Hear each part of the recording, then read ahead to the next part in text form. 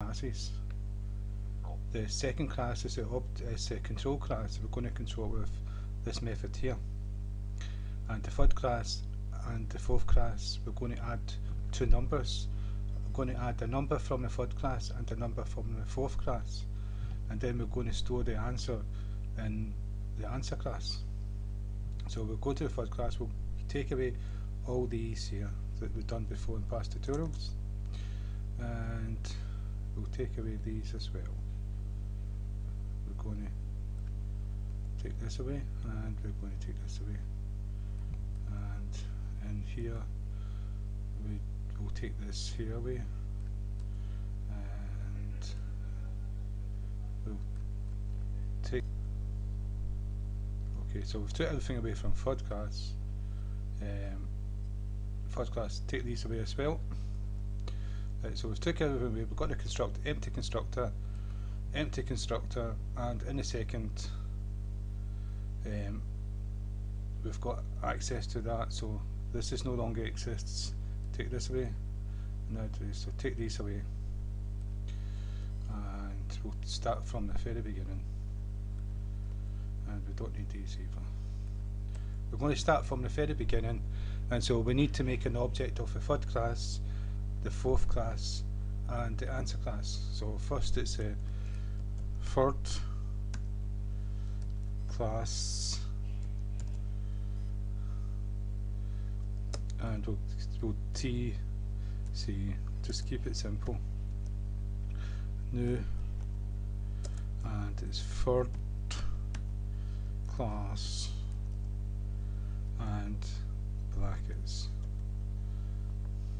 semicolon. Right, so that's us created an object. Right, but we're not going to do it that way. What we're going to do is we're going to cut this part here. TC. What we've done, the same as we do with an integer, we're going to create an two integers, num1, int num2, to store. This is to store the values. We may not need them, but just in case. But you see how we declared this integer, and we gave it a name, right? And then with this is like saying integer or string, but it's type of this class here, this prototype, and then we give it a name. And so we're going to do the same for fourth class and FC. So we've not created these four here, it's not been created yet because something for they've not been created. We've just declared that we're going to create one of these. They're not in memory yet until we add a value to them. And so we do that in the constructor. The constructor will go num1 equals 0. So that's num1 created. Num2 equals 0. Num2 created. Third class. Get rid of the small ones. No, sorry, I'm doing that wrong. TC equals new keyword third class brackets semicolon. So that's the object of the third class created. Now we're going to do the same with the fourth class, and we'll call the FC equals new for class brackets, and that's that one created. And we're going to create an object for answer. And so what we'll do is up here we'll create another, we'll declare that we're going to create a object of answer class type. So answer class, we can call classes whatever we want, so long as we start with a capital letter. So we'll do AC, and then we'll go AC equals new answer class brackets. Right, so that's the 3 objects created in 2 integers, and in case we need it, we'll do it in integer int and small letters and answer, and we'll initialize this with 0 answer equals 0. So that's us created objects in the second class. And what we're going to do here is we're going to add a number inside here. We're going to have a number. We've not done input output yet, so we're just going to have an integer with a number, and so we declare it here inside the constructor num equals 44, and we'll do the same with fourth, and we go to outside the constructor int num declared. Doesn't matter, it's the same name as other class because these are different entities. Classes don't know what other classes exist. It's just a wee world of its own, and outside that class it doesn't know anything. It's like a universe. We don't really know what's going on outside our universe. Sometimes we don't even know what's going on outside our world, and sometimes we don't even know what's going on outside our town or even a street or whatever. And so it's the same with a class. Just a class, you've got the start brace and the end brace. Outside of them, it does not know what's happening. So if a variable's got the same name, it doesn't matter. It's not going to crash because the two don't know each other exists. And so what we do is num equals 55. So what we've got is 44 and 55 is 99. We're going to add them together, and so inside here we've got an answer, and so we can store the answer into here. And so what we do is go back to second, and inside done program we've got answer. So answer, oops,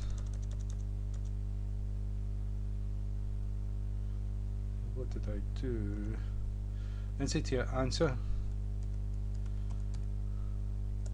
equals, and we've created third and fourth. So if the first one was tc dot num plus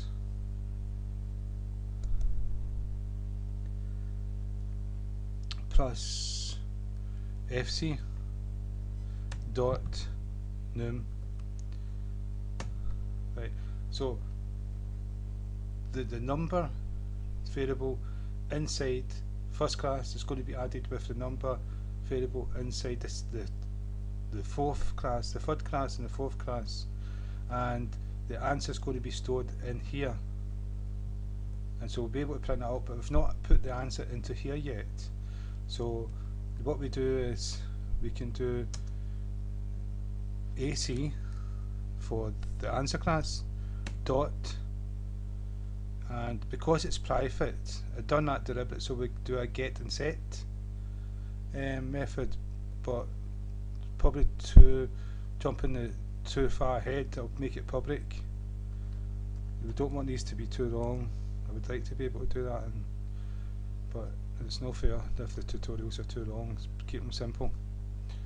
And so what we've got here is AC dot, and num, the answer appears, and so answer equals answer. Right, so this variable answer is in this class, and it equals the third class num added with the fourth class num. And so now we said that answer equals AC dot answer, and so if we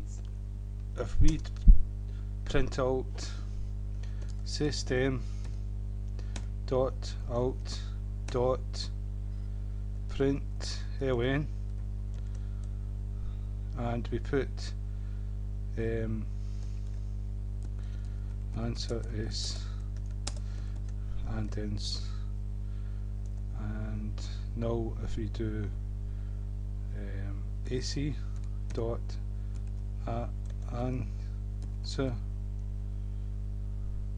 am I spelling that? Yeah.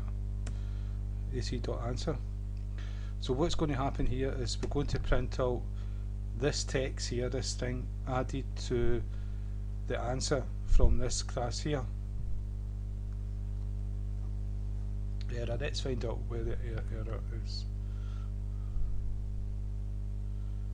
It says the error is from here.